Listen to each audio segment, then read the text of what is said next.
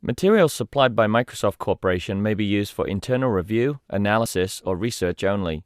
Any editing, reproduction, publication, rebroadcast, public showing, internet, or public display is forbidden and may violate copyright law.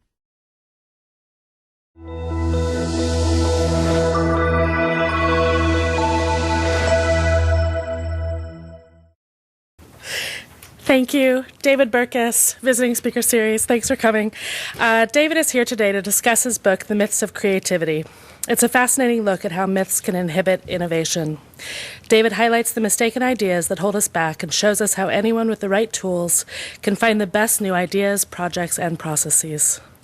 David Burkus is an assistant professor in the College of Business at Oral Roberts University. He is the founder and editor of Leader Lab, an online publication that shares insights from research on leadership, innovation, and strategy. And his work has been featured in Forbes, Fast Company, and the Harvard Business Review, along with several other publications. Please join me in giving him a very warm welcome.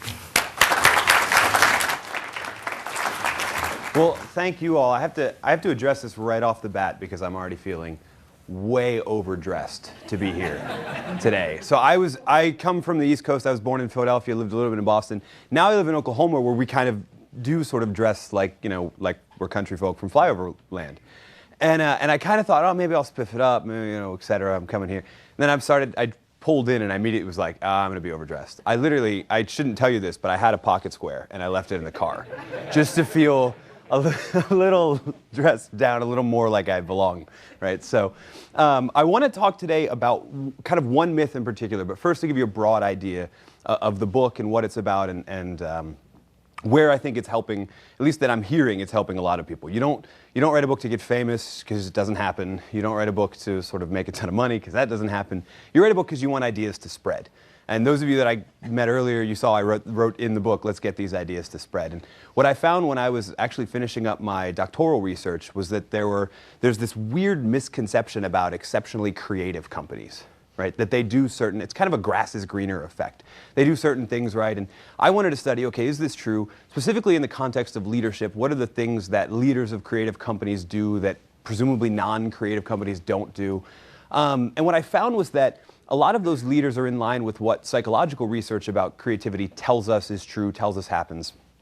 The ironic thing being, though, that there is nothing inherent in that team, that company, or that leader. It's perfectly accessible to the other group. So that also begs the question, whenever you see that happening, okay, why is it not happening? So I began to really dig into what is it about these certain people that would just say, oh, I'm not all that creative, right?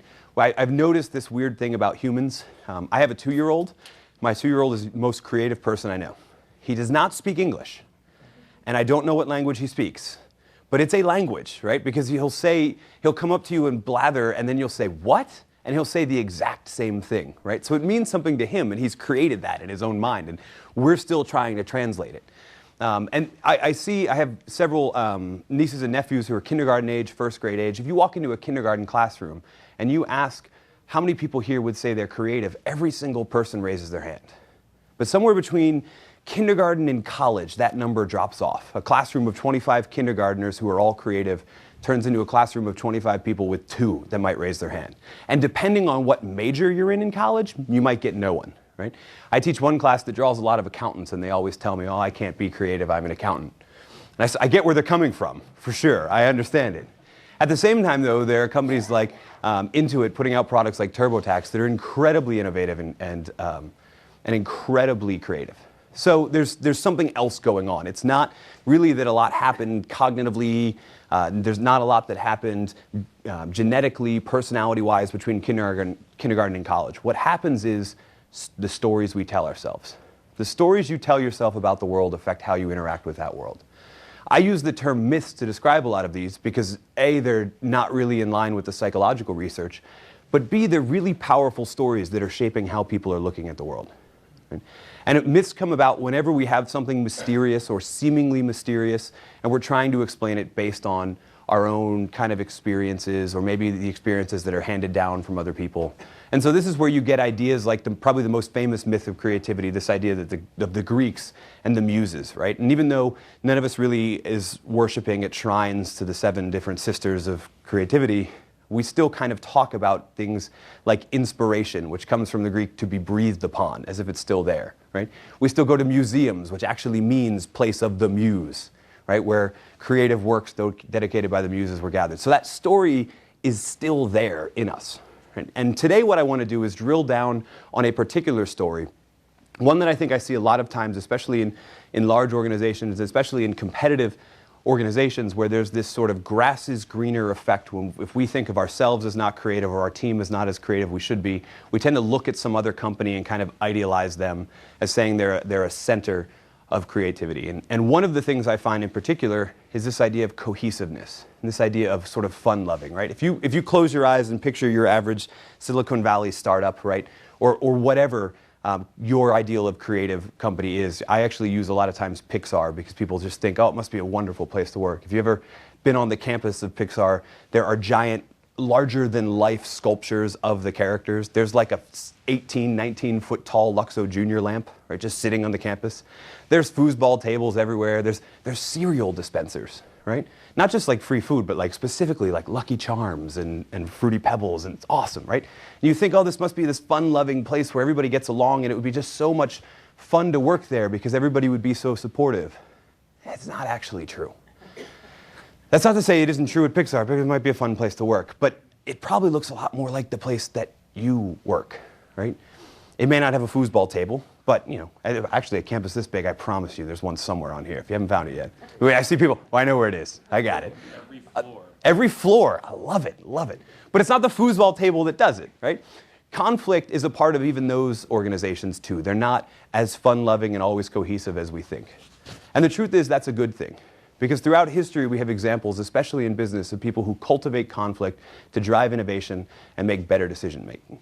The example that I really love is this man, Alfred P. Sloan. How many people are familiar with Alfred P. Sloan? If not, you probably listen to NPR like I do and know that there's this thing called the Alfred P. Sloan Foundation, right? Which means there was a guy named Alfred P. Sloan. Longtime chairman of General Motors, oversaw a huge expansion of General Motors, and there's this great story about Alfred P. Sloan when it came time for General Motors to make a key decision. They're sitting in a boardroom, they're sitting with the senior leadership team all gathered around a long wood table, where you can just kind of visualize, and Sloan at the head of it. He's looking at all of his senior leadership team, and he says, well, gentlemen, because it was that time, unfortunately, but gentlemen, I believe we're all in agreement about the decision that needs to be made today. And he watches as one by one, every single head nods. Everyone is in agreement with Sloan on what needs to be done. So, well, then I propose we suspend this decision and meet back when someone has an idea for why it won't work. See, what Sloan knew is that without conflict, we don't know that we're seeing the whole perspective on this idea. What he knew was that divergent perspectives and people fighting over their perception of an idea, that fighting over the merits of their different ideas, is proof that there are various ideas there, which means that whatever decision comes about is probably better for it.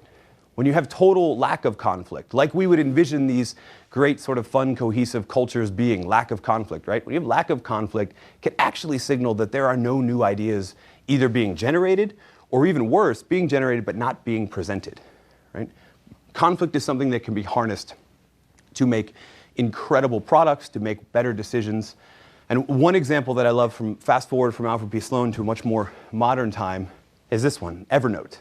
How many people here have an account with Evernote? So I love Evernote. Right? I have it on my phone, and if you think about the structure of the brain, I call Evernote my prefrontal cortex, because I consider it a part of my brain at this point, and it sits on my phone right in front of my prefrontal cortex. Therefore, it's my it's kind of a nerd joke, I know, but it's my prefrontal cortex. What a lot of people don't know about the history of Evernote is that Evernote was birthed out of a fight. There were two companies. One called Ribbon and one called Evernote. And they were both working on these super secret external memory programs, right? Super secret projects. Not really sure how this happened, but they found out about each other. Super secret project, don't know how it happened. Suddenly they know, hey, there's someone else working on a super secret project. And rather than fight it out in the marketplace or fight it out in various app stores on various platforms, they decided, let's join forces and let's fight it out together. So they merge together, and all of these programmers now are engaged in a fight. Because almost line of code by line of code, they have to figure out what's the best version of this product we can put out. And now, I mean, how many? It was at least half, if not more, that say they know Evernote. They use Evernote. More that even say, okay, I know what it is, right? It has this sort of dominance. There are other programs out there. They're okay, right? They don't have the market penetration that Evernote does. And a lot of people in that founding group believe it was because of that early fight. Only the best ideas won. But the fact that they were even challenged made it proof that only the best ideas won, right? And now we have an incredibly successful, I have a prefrontal cortex, so I'm grateful for this fight. And the truth is, Evernote, this situation isn't alone. A lot of companies find ways to have structured, task-oriented conflict in order to drive their ideas, drive their products, drive their projects further. Now, there's a difference, I should say, between personality conflicts and personal conflicts and task-oriented conflicts. And I'll share in a little bit how to sort of keep it on the productive one and keep it from getting to the unproductive one. But first, some science. I'm a bit of a research nerd. The whole idea of the book is let's take a lot of the stuff that's out there that's been proven empirically, and let's find a way to communicate it and pair it with stories that have been proven sort of in the marketplace, right? And so I think that this cohesive myth comes out of the traditional rules of brainstorming. How many people have ever been in a brainstorming session? How many people have been in too many brainstorming sessions? It's all the same hand. Well, wow, there are some people that didn't raise their hand the second time. I attribute that to either fatigue or you really are doing good brainstorming sessions, but I'm going with fatigue. Okay, so brainstorming has been around for so long that it's hard to actually process what I'm about to tell you, but brainstorming was invented. It's an invention, just like anything else. It was invented by a guy named Alex Osborne. He was one of the principals at BBDO, an advertising firm, and he put it out into the world in a book called Applied Imagination. If you're going to get a copy of Applied Imagination, it's really sort of cool because they're not in print anymore. It's sort of hard to find even a third edition printing of the book. But you have the root of a lot of ideas that are still out there. And one of them is this idea of brainstorming. And brainstorming, according to Alex Osborne, had 4 rules. Four simple rules for generating better ideas, if you will. Chief among those rules is this idea of deferred judgment. Right? So you all know, you go into a brainstorming session, you hear things like, no idea is a bad idea, right? Or this is a judgment-free zone. The idea is let's suspend confidence. Some people are shaking their heads like, yeah, this never happens that way. It's okay. I'll tell you why it's okay in a second. They have other rules like quantity rules. We're not going for quality, we're going for quantity. Freewheel, which means just go wherever. If it seems like it's totally stupid, just write it down, we'll move on, we'll cut it out later. And then even combine, because if you take 2 ideas and you combine them, you don't have 1 and 2.5 ideas, you don't have 2 ideas, you have a whole new third idea, right? So combine ideas. But the chief among these rules is deferred judgment, and that's what caused the rolled eyes, for some of you rolled eyes and for some of you nods that I saw when I said that. And so an interesting group of researchers led by Charlene Namath decided to test whether or not this idea was really valid. Because everybody just assumed, it's been around since Osborne put the book out, everyone just assumed, okay, this has got to be the way it works. So they decided to test it. And here's how they did it. It's really kind of unique. They set up 2 groups, randomized experiment, right? You always got to have a placebo control. They set up 2 groups of people, and they asked them the same questions. In the first study, they asked students in the San Francisco Bay Area, how do we alleviate traffic in San Francisco? And then just to prove that there wasn't any sort of cultural bias, et cetera, they went all the way over to Paris, France, and they asked college students there, how do we alleviate traffic problems inside of Paris? Right? So we make sure we have a quasi-global study going on. Still very, very Western, and we have our own takes on conflict, but a little stronger than just if it were San Francisco. But all of these small pockets of brainstormers were into 2 main groups. And at the heart of the separation was, to the first group, deferred judgment, quantity rules, free will combined. These are Alex Osborne's original rules. The second group, they sort of lied about what Alex Osborne's original rules were. And they said, because they're college students, they don't know anything, you can tell them whatever you want, they'll believe you. So they said, okay, Alex Osborne said that if you criticize ideas as you're generating them, it will be better. It'll be a better end result. So as an idea comes up, challenge it, criticize it, refine it. Right? Then they gave him the same rules beyond that. So the core of this is that. Now, who wants to wager what's happened? I know tons of you just rolled your eyes when you said judgment-free zone. So who wants to wager? Which team do you think generated more ideas? How many people want to say 1? The first. The first one? Because that's Alex Osborne's rules, right? How many people are going with the second one? You all probably point out what's going on and like where the twists and turns in movies are, aren't you? You guys are the ones that just love to ruin the surprise. Yes, group 2 actually had significantly more ideas in the session. They generated more ideas in the session. And when their ideas were rated by an independent panel, their ideas were better quality.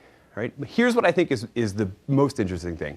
In the follow-up to the study, as the students were sort of closing out, filling out their paperwork, receiving their compensation or their extra credit points, they asked, do you have any other ideas that you've thought of since you had that session? And the group 2 group had an average of 2 to 3 more ideas than students in the group 1 group. So even after the session was over, that presence of criticism and conflict is getting people to think about how to refine their ideas. Right? And how to come up with new ideas based on the feedback, the criticism. Now, this does not jive with what Alex Osborne preached as gospel, right? Which is challenging. And this doesn't, personally, I don't think this jives with a lot of us because nobody likes to be criticized. We're actually really good at it, most of us, right? Especially if we're married. We're really good at criticizing.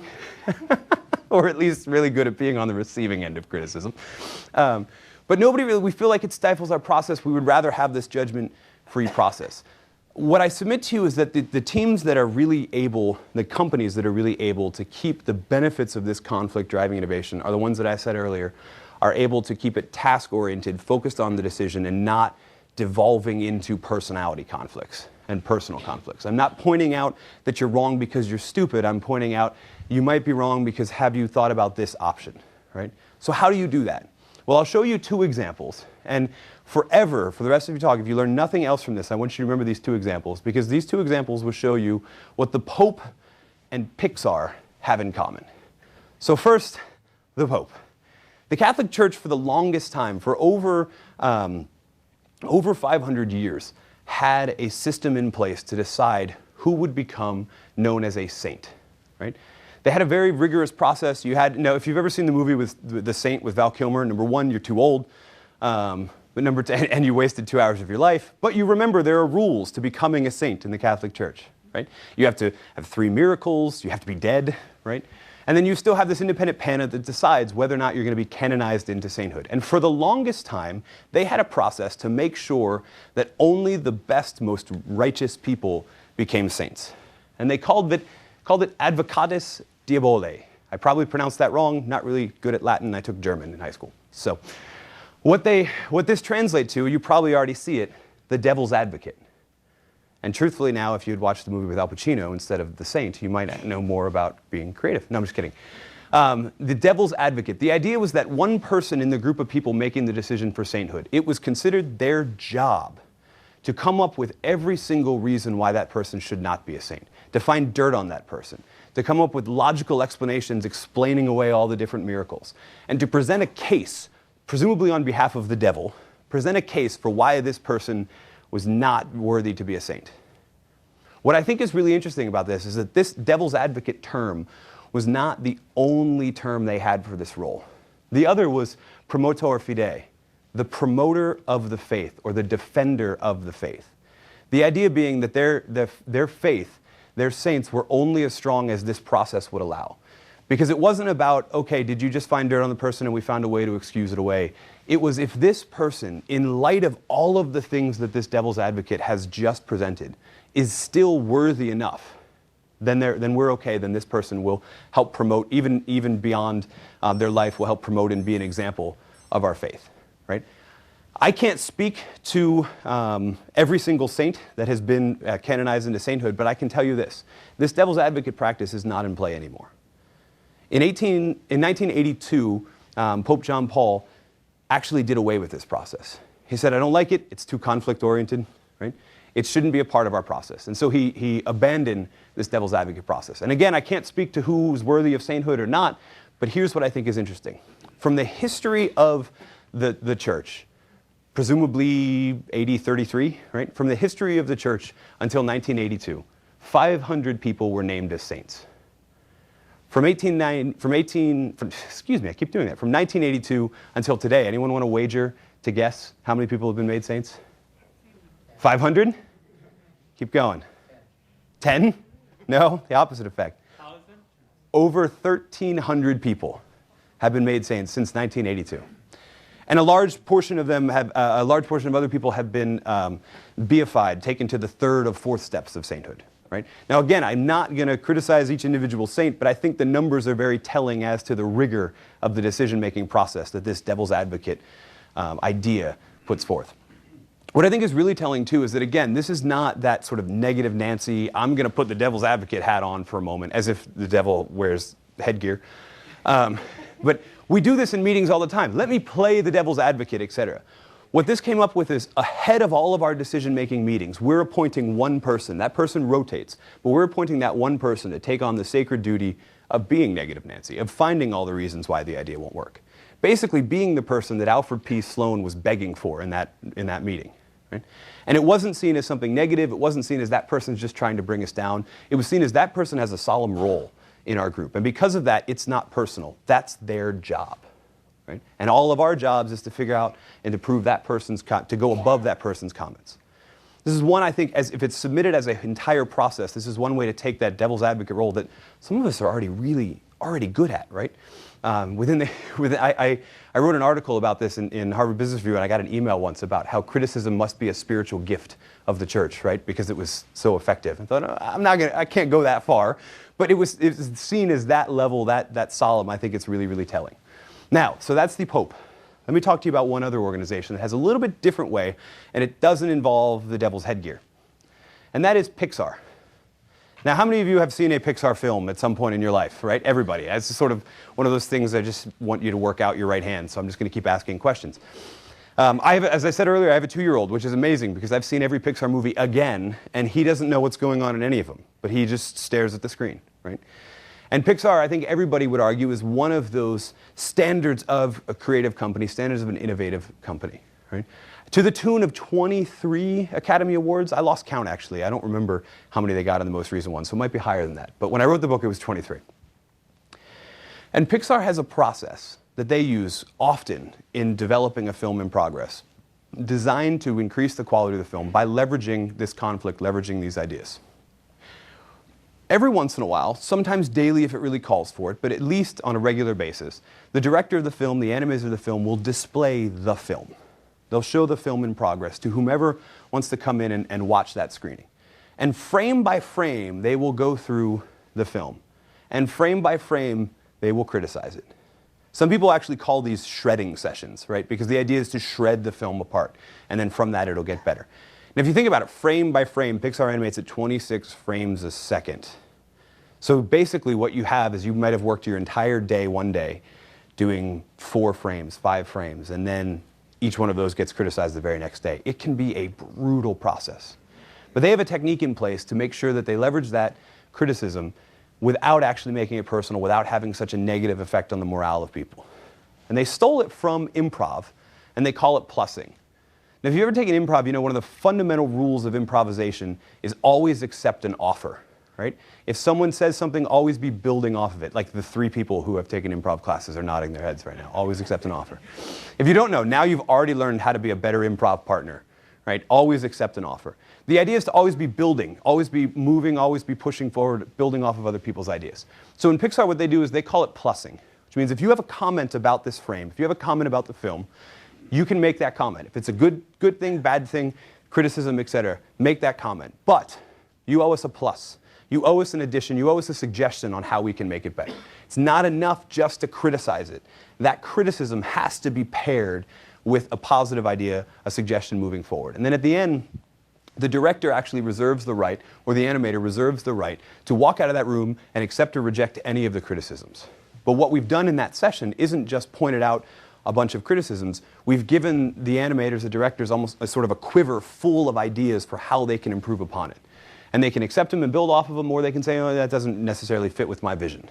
They reserve that right, which keeps it, again, from being personal. But I think the wonderful part about it is we're not just saying this is wrong. We're saying this is wrong, but we should add this, right? I think it's a bit like if you've been in a corporation longer than 3 months, someone at some point has explained to you how to do the compliment sandwich, right? I teach a class on HR, and I have people come to me like, this is a revolutionary idea, the compliment sandwich, right? Some of you are looking at me like, what is the compliment sandwich? I'll tell you. The compliment sandwich is supposedly a way to make feedback easier to take. And what you do is you're supposed to say a compliment, oh, you always come to work on time, a criticism, you smell awful, please shower, and then another compliment, but you get your work done in quality on time. The end result of a compliment sandwich, to me, the very first time I was on the receiving end of one, I didn't know if I was getting a bonus or if I was getting fired. Right? It's sort of vague. I get the heart of it, right? But it's very, very vague. What plussing is not that. What plussing is this needs to be fixed. Here's an idea for how to fix it. So I'm not leaving it on your own. I'm also giving you that benefit. And it works, and it helps lighten that process that is otherwise brutal. And it works to the tune of over 20 Academy Awards in the case of Pixar.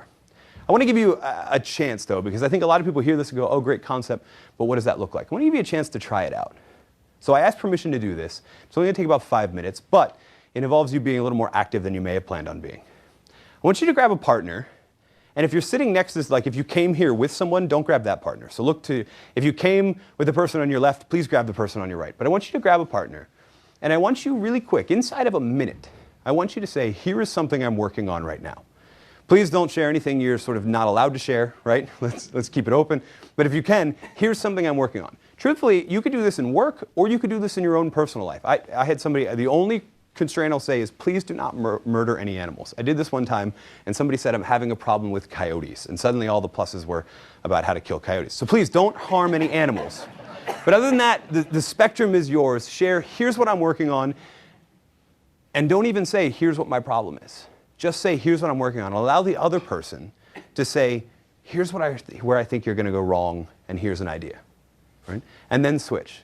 Should literally only take about 3 minutes aside. Right? Just here's what I'm working on, here's a project, allow the other person to criticize it, and that's a plus. And you can do what I've started to do in my own life. If all they do is give you the criticism and then you're just sort of sitting there, just tell them, you owe me a plus. You still owe me a plus. Are you with me? Okay, let's grab a partner and let's plus our ideas. Let's see what comes out of it.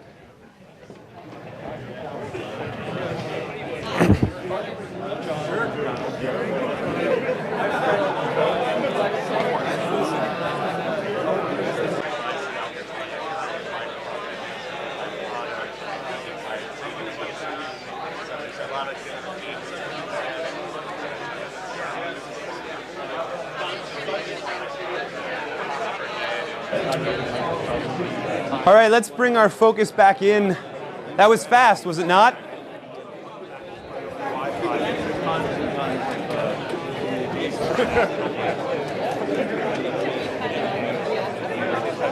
It's really easy to get people's attention when you stand on a chair.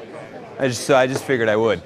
I used to do this thing with my college students where I could not get them to stop talking to start class, and so I would literally stand on a chair and I would do this.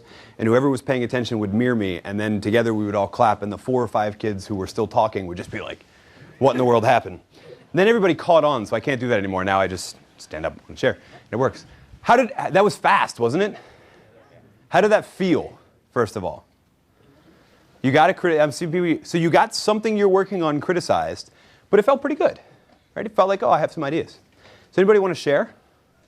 Nobody's killing a coyote, right? So we're okay. Does anybody feel like they want to share theirs? Okay, so I had my own plussing session while you guys were talking.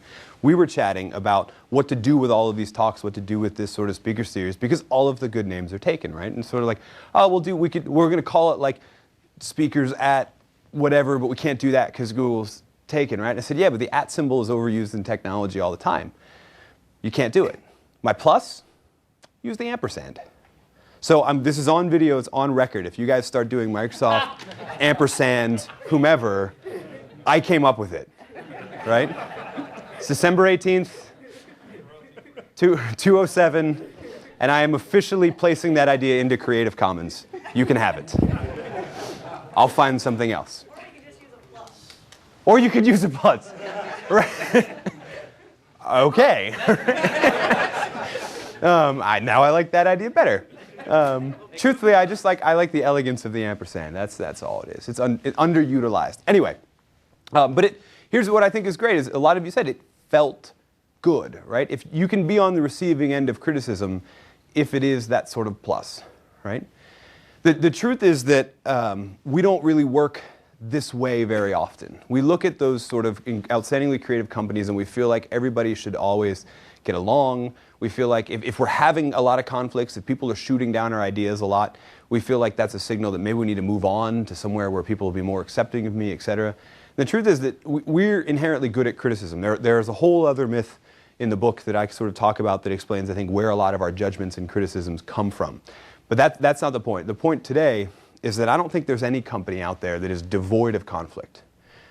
If they are, it's actually a pretty good sign that they're on their way out, right? I can't see into the boardrooms of General Motors over the last 20 years, but I would bet you that at a certain point in time, they probably didn't resemble the boardrooms of Alfred P. Sloan. There probably was not enough people cultivating necessary conflict. See, what Sloan knew, I think, is genius. It's what the animators and the directors of Pixar knew, and it's what, truthfully, the church knew for a long time. And that is, if you really want to push ideas forward, it's not enough just to have lots of ideas, judgment-free zone, and then just pick one. They have to go through a process of refinement, a process of, there's an amazing freedom in the word beta, because essentially what you're doing is you're inviting conflict, you're inviting criticism, but you're saying don't hold it against us, don't make it personal, because we're working on it. Right? And so what all of these groups have found a way to do is to structure that in a way that's always channeling it towards building. Right? And so what I would submit to you today, as you go from wherever it is if you're having a problem anywhere in your sort of life, what we're trained to do is to find out people who will sympathize with us. Find out people who tell us, oh, it'll get better, right? Everything happens for a reason. Some things don't happen for a reason, right? But we say everything happens for a reason. It'll get better, right? This too shall pass, whatever we want to use. Well, what we really probably need is someone dressed up in the devil's headgear saying, no, here's why it's not going to work. And then adding plus. But hey, if you did this, this would actually work, right? I've had it for like 8 years. I call her Jana. She's my wife. She does a really good job of that. When we started out, we were very, very conflict-oriented, and we have shifted to being very, very conflict for the sake of structure, right? We both have very, very A personalities, and so when we fight a lot, it's like, but when we put it together, there's no end to where it goes, right? So if you're stuck somewhere, what I would submit to you is don't look for greener pastures, don't look for more cohesion. Instead, go the opposite way. See if you can't find a devil's advocate, and see if together you two can't plus your way forward to being more creative and more innovative. So I know we covered sort of a lot of different stuff. I got a little nerdy on research, took you on a history of the Catholic Church, even talked about Pixar and General Motors and Evernote. What questions do you have for me? Yeah? What if conflicts leads to people disrespecting each other? So, yes, and the larger question I get inside of it. So the question was, what if conflict leads to people disrespecting each other? What I feel like a lot of times is basically, the same question is, hey, these ideas are great, how? How do we change our culture to where it doesn't devolve into personality? And this is where the real key behind, there's no magic research behind why the devil's advocate works or why plussing works. The real key to why they work is you're submitting yourself to a process. Other people use a different one that doesn't necessarily jive with the research much, called Edward de Bono's 6 thinking hats. And the idea is if everybody's wearing a certain hat, that's their job, we're not going to hold it against them. So the idea is to just keep it focused on the job. And this is where I think especially a facilitator in kind of the brainstorming sessions are really important for saying, no, that's personality criticism, we're not doing that right now. And where I think, though, plussing works is kind of improvisationally without a facilitator, because you can look back at someone and say, hey, that's great, but you owe me a plus. You owe me a way to get it sort of better. So how do you change an overall culture into one where it doesn't devolve into that? It takes a lot of time, and it takes getting people a little bit more familiar with the process. It takes little experiments like we did today to where now we have a room full of people going, okay, I know this can work. I just need to sort of roll it out and refine it and get more used to it. So I wish there was sort of a magic do this, and there will never be any personality conflict. It takes some time to get people adopted to this. Pixar certainly had an advantage because they've been doing it from the very beginning. So I suppose same thing with the Catholic Church, although now they might have a hard time going back to it, right?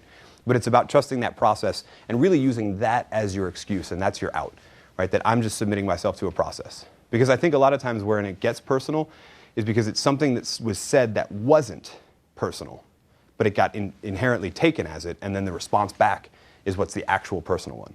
And so as long as you can say that initial criticism with no, it's just about the process, it's just what my duty is to do, you can usually cut a lot of that out. Now, that said, there's always that person that's just crazy, critical, awful person to be around. They don't get a lot of Christmas cards, right? You don't want them. I'm looking at the shirt over here. You would want to mark them as spam, right? Love it. just don't let that person be the devil's advocate for a while. Right? Let some other more positive people be it as you're learning how to use the process. And then maybe give them a shot, or maybe never give them a shot. They're already the devil's advocate, right? We don't need to beify them as one. Other thoughts, questions? Yeah. So this is kind of more specific about plussing, but Okay. there are certain scenarios where you can identify a problem with an idea but maybe not have a solution for it. Does that mean you should not present the problem, or, I mean, how should you go about that? So in the book, I talk about this other myth called the Brainstorming Myth, which is essentially that whenever we have a problem, let's just get in a room, throw out a bunch of ideas, we'll pick the best one, right? And what plussing, I think, is a part of is that ideation area. But the truth is, the reason I call it a myth is that that's great, but it has to be part of this larger process, right? Albert Einstein once said that if he had an hour to solve a problem, he would spend 55 minutes structuring the question properly. Right? Which really speaks to the amount of research and definition and refinement of the problem that needs to go into before you get into the brainstorming sessions. So a lot of times when you can't think of ideas, or you can't think of ideas that work, it's time to just circle back and go, okay, clearly we don't have the right problem, and let's just move backward a step and do more research until we can figure out the problem. Make sense? Yeah. Cool. Awesome. I love that, by the way. You're free to steal that too, the 55 and 1. It makes a lot of sense. A lot of sense. Because if you want, so you go from Albert Einstein to, I think Tony Robbins once said, if you want a better answer, ask a better question, right? Which I'll go with Einstein's because he's Einstein. But both are the same perspectives on the idea. How you structure the question matters. And if you're not getting the answers you want, take a step back and see if you're asking the right question. Other thoughts, questions? Other people who want to ask the right question? What if conflict leads to deadlock? What if it leads, as in there's nowhere to go forward? Nowhere to go, or, I mean, take Congress, for example. Where would you like me to take them? Because I know where I'd like to take them. So I think what is genius to the plussing methodology, and I would say that first the devil's advocate approach would basically be if there is conflict and there's deadlock, clearly the person is just not good enough, right? And so deadlock almost has a purpose.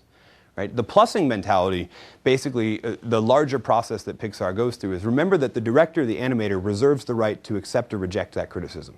So what the director gets exposed to, what the animators get exposed to, are all of these different ideas. And even if there's deadlock, they still have a right to leave the room with whatever ideas they want and leave whatever ideas they don't want in the room. And so I think that basically says, okay, even if there's deadlock, there's one person ultimately that pulls it forward. And we're all submitting to helping them. So even if there's 4 people who say this and 4 people who say this, that one person who actually gets the decision-making authority, it rests with them, and we're all submitting to the process of helping them get better, so we're all okay with whatever they decide. And I think, truthfully, to say Congress, I think if we had that sort of mentality a bit more, that we're here to provide different perspectives on an issue, but ultimately certain sort of people, there was something about checks and balances where this was supposed to happen, right? Where ultimately there were certain people that could sort of help with that. But it doesn't necessarily work out that way. The other thing I should say is that Pixar employees know that they'll be there for longer than 2 years, and they don't have to, cozy up to their boss at the end of that 2-year cycle to get rehired.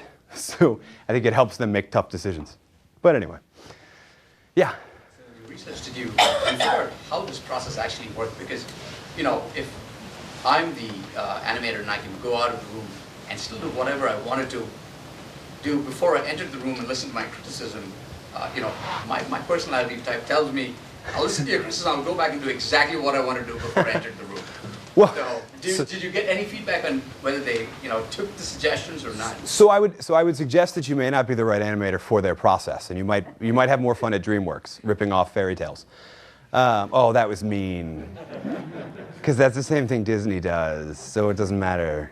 Anyway, so I'd submit that. I think in general, I think you have to come with the mentality that these people are here to help. They're not just here to criticize, they're here to sort of point things out. And the truth is, all of us have situations in our lives where this is what happens in these sessions more often, where we're not capable of seeing certain problems that we have and certain criticisms that we have, right? Everyone who has a Facebook profile or a Twitter profile automatically has this vision of them as a little bit better than they really are, right? And so there are people who are in your very real life that need to remind you that your selfie is not an accurate reflection of you, right? That your actual self is different from your selfie. That's good. I like that. Just came up with that on the fly. And so I think this is where that process comes in. Is it's an opportunity to say, yeah, here is my vision, but I want to make it better, so point out what I'm missing. And when you come in with that attitude of that, you can really benefit from this. If you're not willing to come into that attitude with that, then you probably won't last very long as a part of their organization as a whole. And they're not afraid to change it up and move around and change different directors. I'm a big fan of actually, one of my favorite Pixar films is The Invincibles. And The Invincibles came about when all of their directors sort of had their rhythm down. And what they decided to do is kind of throw a wild card in there. And they hired Brad Bird, who had previously directed The Iron Giant. It was a wonderful film, but it was a total box office flop. And they brought him in and basically said, we need to shake up our process a bit. And so the team that he built, et cetera, was willing to sort of push that forward. That's the story that gets circulated around, because that's the right sort of attitude that they want to cultivate. Is nobody's perfect, everybody can get better. And if you think you're perfect, we'll find somebody else. I saw that one first, but I'll catch you in a second. I have a question on when you talk about criticize during the brainstorming session. So could you give some practical tips how to do that? Because what I realized is we have tried that. A lot of the time we go into the criticize, go into a 10-minute debate. Because one person really wants to explain the idea and they keep developing on each other. So you can give more people to really contribute.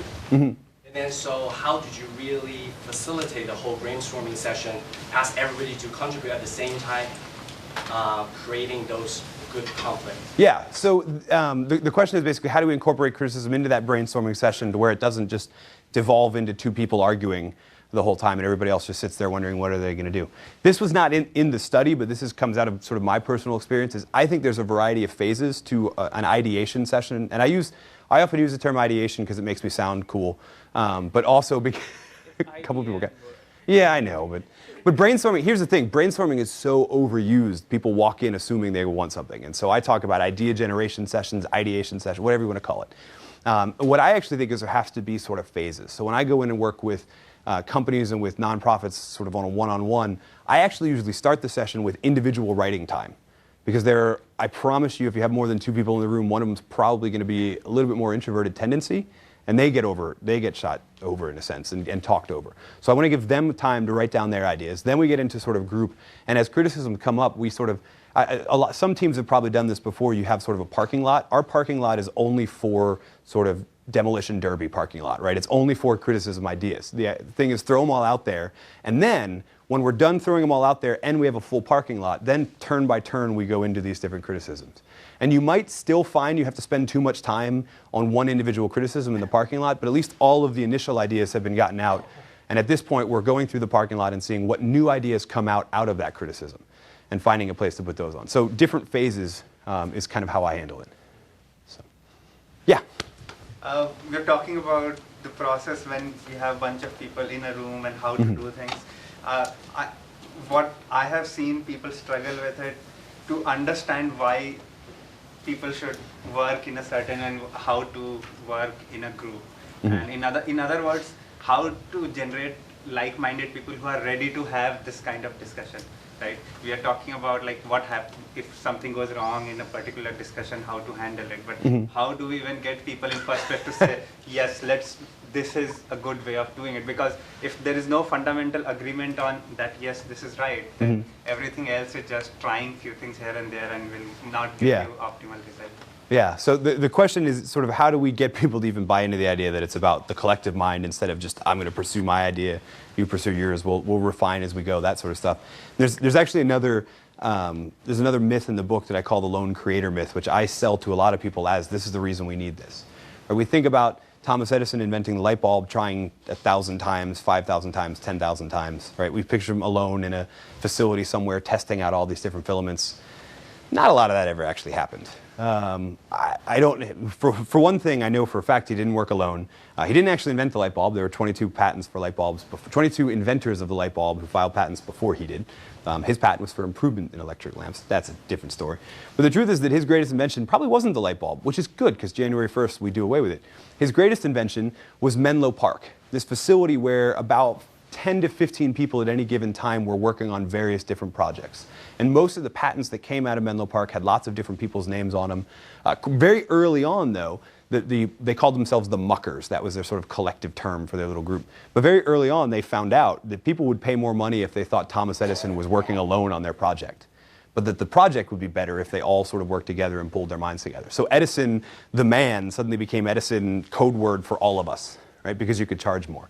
And I think that speaks to this idea that people sell themselves on, that, oh, I just know what to do and I'm going to drive after it. But the truth is almost every great sort of creative work you can actually find a team behind. I shift from Thomas Edison to Michelangelo. We picture him alone on scaffolding painting the Sistine Chapel. There were 13 other people there painting it too. Hate to break that to you. Hate to ruin it for you. So the truth is there's very little research to support the idea that one person has all of the ideas they need and that they can't get better from that. So a lot of times it kind of takes really selling them on that idea. And in the examples that I sort of talk about, again, to go with this, you sort of have a culture where that's already agreed upon and accepted. And so if not, you have to really work on a culture shift. I wish I knew a way to wave a magic wand and do that. It was one of the reasons I wanted to address it in the book, is because I wanted to sort of speak to those people who say, I can do everything on my own.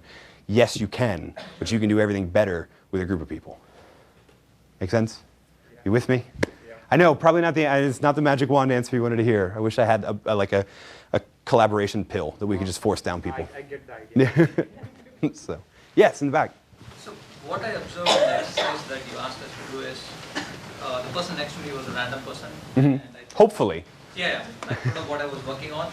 And the perspective that I got was very different and very interesting. So the question I have for you is, who should be in the brainstorming session, and how many brainstorming sessions the research says that one should do? I wish I knew the answer as to how many. Is there as many as it takes? But as to who should be in the room, probably more people than you think. Right? So one of the things that ties on to this idea of this lone creator and collaboration idea is there's some interesting research done actually out of microbiology labs, where the more sort of diverse the people that were attending the weekly meetings, working on different projects, what would end up happening is when you said your problem, if you probably have actually, here's an analogy for you, you probably have had this. You talk to someone on your team and you explain your problem one way. And then you go out with a group of friends who don't work here, don't work anywhere in the sector, and you explain it a different way. You use different metaphors, different analogies. What's happening in their mind is the exact same thing. They're hearing those analogies and those metaphors, and then they're translating into their jargon. And because of that, you're actually getting multiple times to get different perspectives. And so the most productive microbiology labs as far as putting out research were the ones that had the widest range of stuff, because when they got together, they were using analogies to explain stuff, using analogies to understand it, and then doing the same thing backwards. So you had this big diverse. There was another group of researchers that wanted to test this idea, how much diversity, et cetera. And they actually looked at Broadway shows. They looked at year by year, they looked at different Broadway shows based on how diverse the production teams behind different shows were. So they would measure everybody, and this was a huge project because some of this stuff is not on, there wasn't an IMDb for Broadway at the time, right? So they had to go in sometimes and go playbill by playbill and look at all this. What they found was that in any given production year, the most successful production years, if you were to rate a scale of 1 to 5, sort of 1 being total homogeneity and 1 being total diversity, the optimal was about a 2.6, so just a little bit over diverse. Uniform enough to where everybody's familiar with the process and familiar with certain terms, et cetera, but diverse enough to where new ideas are being presented. And what I think is really interesting is that the question isn't, how do we make sure the right level of people are in the room, because they didn't do it on a show-by-show basis, they did it year by year. The question is, how do we build a whole company, a whole department, a whole team of people to where the people we're going to pull from to go in any room can provide that and be constantly sort of remixing. It's not necessarily about the individual teams, it's about the entire network. How do we build one that's diverse enough to pull 2.6 teams out of? Other thoughts, Christian? Yes? Is there some intended symbolism in your cover picture? My cover designer is awesome. That's all. I was telling the story earlier, especially when you're doing your first book, you don't get a lot of say in the process, right? And it's probably a good thing, because I would have put a light bulb on there and then everybody would go, boring, right? And what they usually do is they come to you and they give you about 10 proofs and they say, hey, tell us which ones you like out of these, and then we'll push them forward. And I got an email and it said, I probably shouldn't share this with y'all, but oh well. I got an email and it said, here's 2. So immediately my mind's going, oh no, because I only have 2 to pick from. And then the second line of the email says, and I want you to know everybody around the office really likes the first one. Which is sort of code for I hope you like the first one, because we're doing it, right? And I opened it up and it was sort of that, right? There's nowhere in the book do we talk about monkeys or little kids. Actually, different people have said this is a boy, a girl, a Lady Gaga. Everybody has their idea of who this person is. I think it's a boy. I've seen the larger photograph. I think the idea, though, is that sometimes we don't really know who's in charge, right? Sometimes we don't really know who's doing the studying, and sometimes we're not studying stuff the right way, and hence the explanations we get aren't necessarily the right one. But no, truthfully, you got to have a creative cover if you're going to write a book about creativity, right? So light bulbs don't cut it anymore. Well, I want to say thank you so much. Oh, thank you. Thank you for having me. Thank you all.